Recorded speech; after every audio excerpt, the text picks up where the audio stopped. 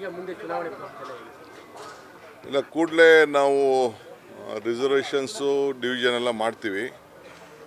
Election ಮಾಡಲೇಬೇಕು, ಅದನ್ನು ನಾವು ಡಿಲೇ ಮಾಡ್ತಿರೋ ಅರ್ಥ ಇಲ್ಲ. ವಿತಿನ್ 4 months ಅದಕ್ಕೆಲ್ಲ ವ್ಯವಸ್ಥೆನ ನಾವು ಮಾಡ್ತೀವಿ. ಒಂದು ಮೀಟಿಂಗ್ ಕರಿತಾ ಇದ್ದೀನಿ, ಆಲ್ ಪಾರ್ಟಿ ಮೆಂಬರ್ಸ್ನು ಮೀಟಿಂಗ್ ಕರಿತೀನಿ. ಅವ್ರ ಸಜೆಷನ್ ಕೇಳ್ತೀನಿ, ಯಾವ ರೀತಿ ಡಿವಿಷನ್ ಮಾಡಬೇಕು ಅಂತ ಒಂದು ಅವ್ರ ಅಭಿಪ್ರಾಯನೂ ಕೇಳ್ತೀನಿ ನಾನು. ಬಹುಶಃ ಎಲ್ಲರಿಗೂ ಗೊತ್ತಿದೆ, ಎಲ್ಲರೂ ಪಾಪ ಅಸೆಂಬ್ಲಿಲೆಲ್ಲ ಚೆನ್ನಾಗಿ ಕೋಪ್ರೇಟ್ ಮಾಡಿದ್ದಾರೆ, ಸಜೆಷನ್ಸ್ ಎಲ್ಲ ಕೊಟ್ಟಿದ್ದಾರೆ. ಆಮೇಲೆ ಸಬ್ ಕಮಿಟಿ ಕೂಡ ಮಾಡಿದೆ, ಕ್ಯಾಬಿನೆಟ್ ಸಬ್ ಕಮಿಟಿಲೂ ಎಲ್ಲ ಒಳ್ಳೆ ಸಜೆಷನ್ಸ್ ಎಲ್ಲ ಕೊಟ್ಟು ಅವ್ರು ಹೇಳ್ದಂಗೆ ಹೆಚ್ಚು ಕಮ್ಮಿ 90% ಅವ್ರದ್ದು ಎಲ್ಲ ಮಾತುಗಳು ಕೂಡ ಕೇಳಿದ್ದೇವೆ.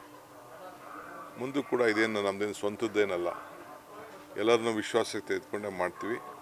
ಬಟ್ ಎಲೆಕ್ಷನ್ಸ್ ಜಲ್ದಿ ಮಾಡೋದನ್ನು ತೀರ್ಮಾನ ಮಾಡಿದ್ವಿ. ಈ ವರ್ಷದಲ್ಲೇ ಆಗ್ಬೋದು ಸರ್? ಹೌದೌದು, ಮಾಡಲೇಬೇಕಾಗ್ತದೆ. ಇನ್ನು ಡಿಲೇ ಮಾಡೋದ್ರಲ್ಲಿ ಅರ್ಥ ಇಲ್ಲ.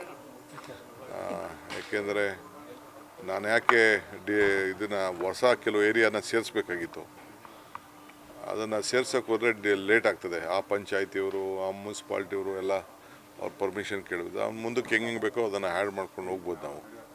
ಸೊ ಅದಕ್ಕೆ ಇವತ್ತೇನಿದೆ ಅದನ್ನೇ ನೋಟಿಫಿಕೇಷನ್ ಮಾಡಿ ನಿನ್ನೆಯಿಂದ ಹೊಸ ಗ್ರೇಟರ್ ಬ್ಯಾಂಗ್ಳೂರು ಆ್ಯಡ್ ಆಗಿದೆ. ಸರ್, ಈಗ ವಿಪಕ್ಷದವ್ರು ಹೇಳ್ತಾರೆ